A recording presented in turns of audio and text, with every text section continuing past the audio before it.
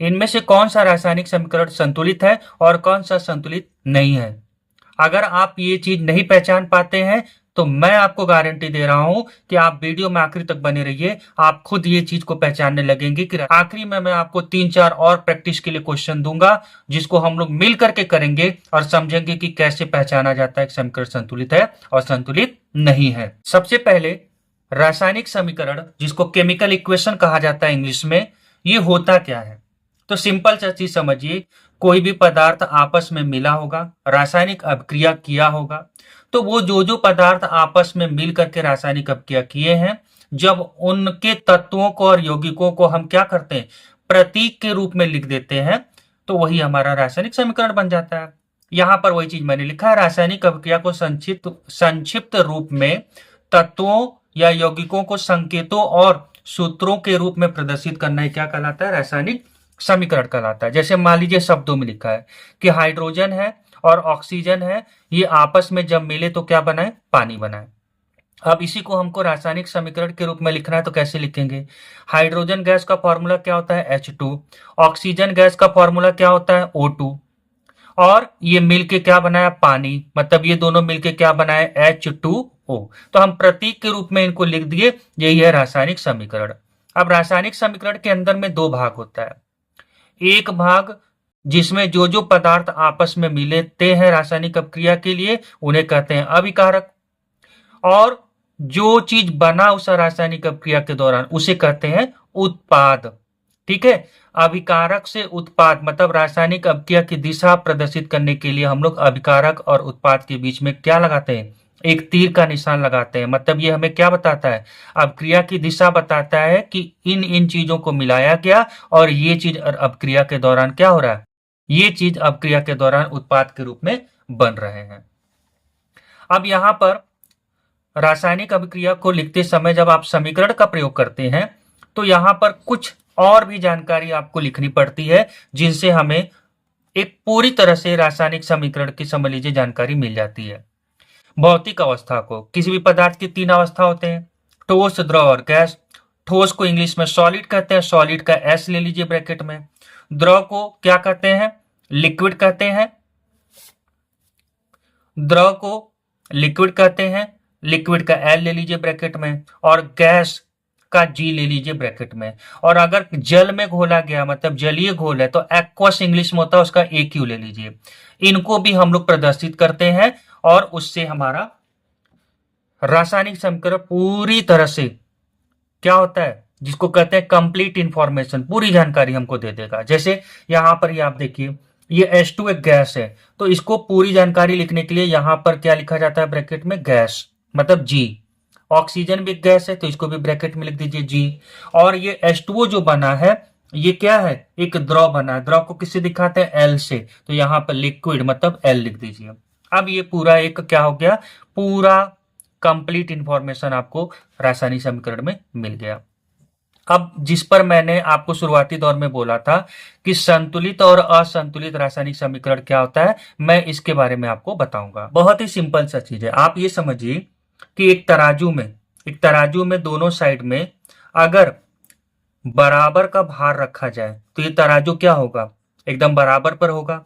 अगर कम ज्यादा हो गया मतलब मान लीजिए इस साइड में मैंने 1 किलो का कोई चीज रखा और इस साइड में मैं 2 किलो का कोई चीज रख दिया, आप मुझे बताइए ये क्या ऐसे बराबर होगा, बिल्कुल भी नहीं होगा। बल्कि क्या होगा, जो साइड में भार ज्यादा होगा वो नीचे की तरफ लटक जाएगा। मतलब हमारा जो 2 किलो वाला हिस्सा है वो ज्यादा नीचे की तरफ लटका होगा और 1 किलो वाला हिस्सा ऊपर की तरफ होगा, ये चीज होगा। और जब दोनों साइड में जैसे ये 1 किलो यहां पर भी हो और 1 किलो यहां पर भी भार हो तो तराजू का दोनों हिस्सा बराबर होगा। ठीक है, वैसे ही संतुलित और असंतुलित समीकरण की जो है परिभाषा है। जब रासायनिक समीकरण में मैंने आपको क्या बताया, अभिकारक होता है और उत्पाद होता है। तो जब अभिकारक के परमाणुओं की संख्या और उत्पाद के परमाणुओं की संख्या जो है अभिकारक में, अगर उनकी संख्या आपस में बराबर हो तो उसे संतुलित रासायनिक समीकरण कहा जाएगा। जैसे यहां पर आप देखिए, ये रासायनिक समीकरण यहां पर देखिए लिखा हुआ है। अब इस रासायनिक समीकरण में हमको चेक करके बताना है कि ये संतुलित है कि नहीं है। तो आप एक काम करिए, बीच में परमाणु लिख दीजिए, एक साइड अभिकारक और एक साइड में उत्पाद लिख दीजिए। अब ये हाइड्रोजन परमाणु और ऑक्सीजन परमाणु से मिलकर के बना है, तो अभिकारक साइड में देखिए हाइड्रोजन टोटल कितना है, तो यहां पर देखिए H2 लिखा हुआ है और इसके सामने 2 लगा हुआ है, मतलब 2H2 है। 2H2 का मतलब टोटल हाइड्रोजन परमाणु कितना हुआ, तो 2 दूना 4 हुआ, तो अभिकारक के साइड में कितना हो गया 4। उत्पाद के साइड में जरा हाइड्रोजन देखिए, तो यहां भी H2 है और इसके सामने 2 लगा हुआ है, तो 2 दूना 4 हो जाएगा, तो उत्पाद भी 4 हो गया। अब जरा ऑक्सीजन को देखते हैं। ऑक्सीजन अभिकारक साइड में कितना है, 2 है। उत्पाद साइड में कितना है, आप बोलेंगे सर एक ही तो दिख रहा है, नहीं, आप देखिए 2 लगा हुआ है, ये 2 मतलब दोनों लोगों के लिए है, दोनों लोगों के लिए, मतलब 2 ऑक्सीजन भी है और 2 H2 भी है, ठीक है, तो 2 हमारा क्या हो गया, ऑक्सीजन हो गया। अब आप बताइए अभिकारक के साइड में जो परमाणुओं की संख्या है, उत्पाद के साइड में जो परमाणुओं की संख्या है, बराबर है। अगर बराबर है तो ये क्या हो गया, संतुलित रासायनिक समीकरण हो गया, ठीक है। अगर इनमें से कोई एक का परमाणु बराबर नहीं होता अभिकारक और उत्पाद के साइड में, तो ये संतुलित रासायनिक समीकरण नहीं कहलाएगा। ठीक संतुलित रासायनिक समीकरण का उल्टा क्या होता है, असंतुलित रासायनिक समीकरण। मतलब जब अभिकारक के साइड में परमाणुओं की संख्या और उत्पाद के साइड में परमाणुओं की संख्या ये आपस में बराबर ना हो, तो असंतुलित रासायनिक समीकरण कहलाता है। इसको भी एक उदाहरण से समझ लेते हैं, जो अभी हम लोग थोड़ी देर पहले किए थे। मान लीजिए वो समीकरण ऐसे लिखा हुआ है, यहाँ पे कौन कौन सा परमाणु है, हाइड्रोजन है और ऑक्सीजन है। अभिकारक के साइड में हाइड्रोजन कितना दिख रहा है, 2। उत्पाद के साइड में हाइड्रोजन कितना दिख रहा है, 2 है। और अभिकारक के साइड में ऑक्सीजन कितना है, 2 है। उत्पाद के साइड में कितना दिख रहा है, अब ये मात्र 1 दिख रहा है। अब आप देखिए इधर ऑक्सीजन 2 और उत्पाद के साइड में 1, क्या बराबर है परमाणुओं की संख्या, नहीं, नहीं बराबर है। इसी वजह से ये रासायनिक समीकरण हमारा संतुलित नहीं है, मतलब हम इसे कहेंगे असंतुलित रासायनिक समीकरण। अब आपको समझ में आ चुका होगा रासायनिक समीकरण संतुलित और असंतुलित क्या होता है। अब जरा मैं यहां पर आपको चार जो है वर्कशीट में क्वेश्चन लेकर के आया हूं, आप जरा इसको चेक करके बताइए कि ये संतुलित है कि नहीं है। यहां मैग्नीशियम अभिकारक साइड में कितना है, 1 दिख रहा है, लिख दीजिए। उत्पाद के साइड में कितना दिख रहा है, मैग्नीशियम 1 दिख रहा है, मतलब बराबर अभी चल रहा है। अभिकारक के साइड में ऑक्सीजन कितना है, 2 है, लेकिन उत्पाद के साइड में कितना है, उत्पाद के साइड में सिर्फ 1 है। तो अब आप बताइए ऑक्सीजन इधर 2 और इस साइड में 1, तो ये कैसा हुआ रासायनिक समीकरण, तो ये रासायनिक समीकरण हो जाएगा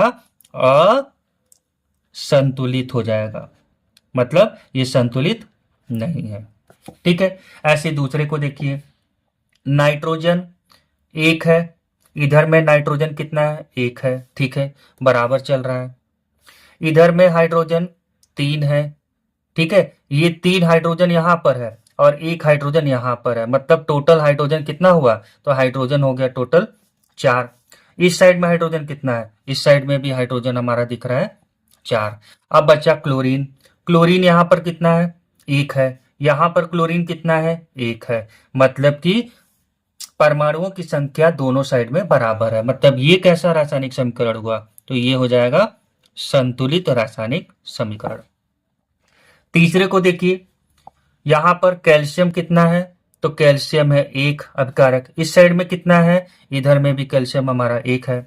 इधर में ऑक्सीजन कितना है, तो ऑक्सीजन देखिए 2 जगह, एक यहां पर है और एक यहां पर है, तो पूरे हुए 2।